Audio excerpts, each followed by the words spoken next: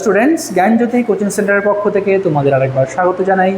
আমি রাজীব স্যার এবং আজকে আমরা আলোচনা করব এনবিইউ ইউনিভার্সিটি আন্ডারে তোমরা যারা 5th সেমিস্টারের জন্য পড়াশোনা করছো তাদের মাইনর পেপারে যে টপিকটা আজকে আমরা নিয়ে এসেছি সেটা হলো প্রজাতন্ত্র রাষ্ট্র হিসেবে ভারত। ঠিক আছে, তো প্রজাতন্ত্র রাষ্ট্র হিসেবে ভারতের কী কী বৈশিষ্ট্যগুলো রয়েছে সেটা আমরা আজকে আলোচনা করব, যেটা থাকবে তোমাদের 5th সেমিস্টারের মাইনর পেপারের একটি গুরুত্বপূর্ণ বিষয়। আচ্ছা, তো ভিডিওটি শুরু করার আগে তোমরা যারা আমাদের চ্যানেলে প্রথম এসেছো বা এখনও আমাদের চ্যানেলটিকে সাবস্ক্রাইব করোনি তারা অবশ্যই চ্যানেলটিকে সাবস্ক্রাইব করো এবং পাশে থাকা বেল আইকনটিকে ক্লিক করে দিও, যাতে আমাদের পরবর্তী ভিডিও নোটিফিকেশান তোমরা খুব সহজেই পেয়ে যেতে পারো। এছাড়া তোমরা যারা অনলাইনে আমাদের সাথে যুক্ত হতে চাও এবং আমাদের থেকে কোর্স পারচেস করতে চাও তারা অবশ্যই স্ক্রিনে যে দুটো ফোন নাম্বার দেখতে পাচ্ছ এই দুটো ফোন নাম্বারে আমাদের সাথে সরাসরি যোগাযোগ করে নিতে পারবে। অনলাইনে যেই সমস্ত সুযোগ সুবিধাগুলো আমরা তোমাদের জন্য রেখেছি তোমরা এখানে পেয়ে যাবে proper guidance, recorded classes, high quality notes এবং 100% কমন সাজেশন। মেজর স্টুডেন্টের জন্য পুরো সেমিস্টারের কোর্স ফি রাখা হয়েছে অল সাবজেক্টের জন্য শুধুমাত্র 1299 এবং মাইনর স্টুডেন্টদের জন্য রাখা হয়েছে শুধুমাত্র 699। এছাড়া গুগল প্লে স্টোরে আমাদের একটা অ্যাপ্লিকেশন রয়েছে, যেই অ্যাপ্লিকেশনটার নাম হলো পিস্টিকল এডুকেশন। তো এই অ্যাপ্লিকেশনটা ডাউনলোড করেও তোমরা আমাদের সাথে যুক্ত হতে পারো এবং অ্যাপ্লিকেশনে থাকা বিভিন্ন যে কোর্সগুলো রয়েছে সেই কোর্সগুলোর অ্যাক্সেস গ্রহণ করতে পারো। তো চলো আজকে যে মেন টপিকটা রয়েছে যে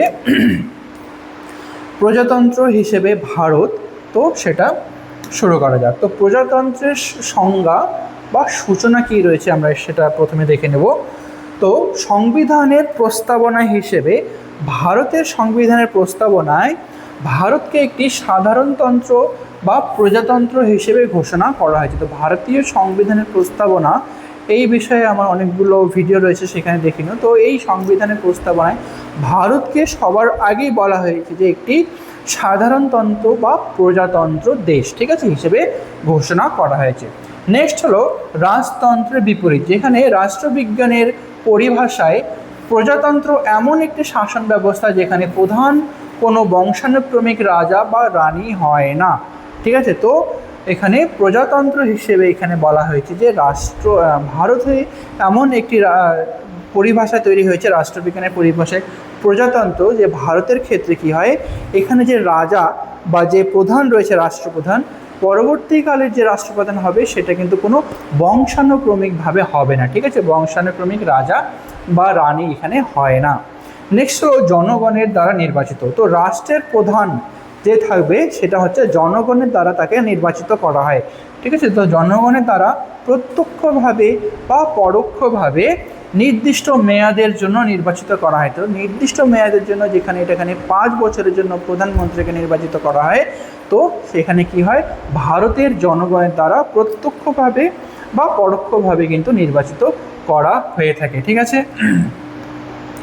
নেক্সট রয়েছে পরোক্ষভাবে নির্বাচিত রাষ্ট্রপ্রধান। তো পরোক্ষভাবে যাদেরকে নির্বাচিত করা হয় যেই সমস্ত রাষ্ট্রপ্রধান, তারা যে কী আছে, তাদের সর্বোচ্চ পদাধিকারী কী আছে এখানে দেখে নেব, যারা পরোক্ষভাবে নির্বাচিত হয়।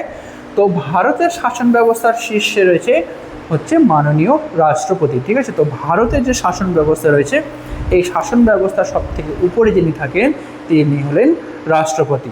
নির্বাচক মণ্ডলের ভূমিকা, তো এখানে নির্বাচক মণ্ডলের ভূমিকা কী থাকে দেখে নেব, যে রাষ্ট্রপতি সংসদের উভয় কক্ষ এবং রাজ্য বিধানসভায় নির্বাচিত জনপ্রতিনিধিদের নিয়ে গঠিত নির্বাচক মণ্ডলী দ্বারা নির্বাচিত হয়ে থাকেন। ঠিক আছে, তো এখানে যে রাষ্ট্রপতি নির্বাচন যে নিয়মটা রয়েছে সেটা হচ্ছে উভয় কক্ষ এবং রাজ্য বিধানসভার যতগুলো নির্বাচন মণ্ডলী বা জনপ্রতিনিধি রয়েছে তাদের দ্বারা এখানে নির্বাচিত হয়ে থাকেন। ঠিক আছে, নেক্সট হলো মেয়াদ। তো নির্দিষ্ট মেয়াদ বলা হয়েছে যে গ্রেট ব্রিটেনের মতো উত্তরাধিকার সূত্রে এখানে কাজ করা হয় না।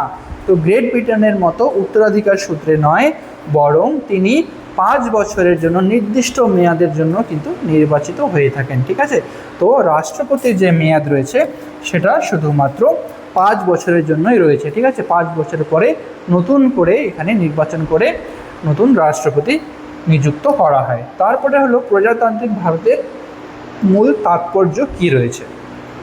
তো নেক্সট প্রথমে আমরা দেখে নেব জনগণের সার্বভৌমত্ব। ঠিক আছে, তো ভারতের রাজনৈতিক সার্বভৌমত্ব কোনো নির্দিষ্ট ব্যক্তি বা শাসকের হাতে কুক্ষিগত নয়, ঠিক আছে। তো ভারতের যে সার্বভৌমত্ব কোনো একটি নির্দিষ্ট ব্যক্তি বা নির্দিষ্ট কোনো শাসকের হাতে কিন্তু দেওয়া হয়নি, বরং তা দেশের আপামর জনসাধারণের হাতেই দেওয়া হয়েছে। তো আপামর জনসাধারণ হাতে যে ভারতের যে রাজনৈতিক সার্বভৌমত্ব, তো এই রাজনৈতিক সার্বভৌমত্ব একটি নির্দিষ্ট কোনো ব্যক্তি বা কোনো শাসকের হাতে দেওয়া হয়নি, এটা দেওয়া হয়েছে ভারতের জনগণের উপর।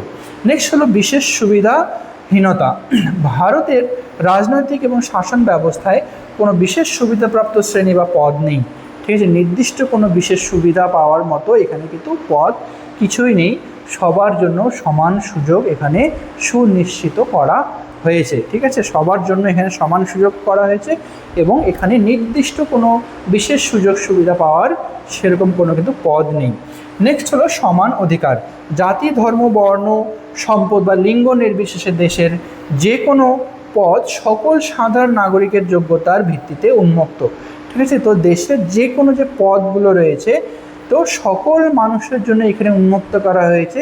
এখানে জাতি, ধর্ম, বর্ণ, লিঙ্গ কোনো কিছু এখানে ভেদাভেদ করা কিন্তু হয় না, ঠিক আছে। তো এখানে কি যেই নাগরিকের শুধুমাত্র যোগ্যতা দেখা হয়, তো যোগ্যতা হিসেবে সকল মানুষের জন্য কিন্তু এখানে সমস্ত কিছুই খোলা রয়েছে, ঠিক আছে, দ্বার উন্মুক্ত করা হয়েছে।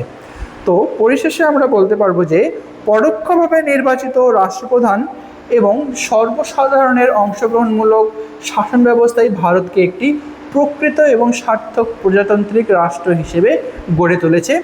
একজন সাধারণ নাগরিকও নিজ যোগ্যতায় রাষ্ট্রের সর্বোচ্চ পদে আসীন হতে পারে। একজন সাধারণ নাগরিক তার নিজের যোগ্যতার ভিত্তিতে কিন্তু রাষ্ট্রের যে সর্বোচ্চ যে পদ রয়েছে সেই পদে তিনি আসীন হতে পারে, ঠিক আছে, তার নিজের যোগ্যতার ভিত্তিতে।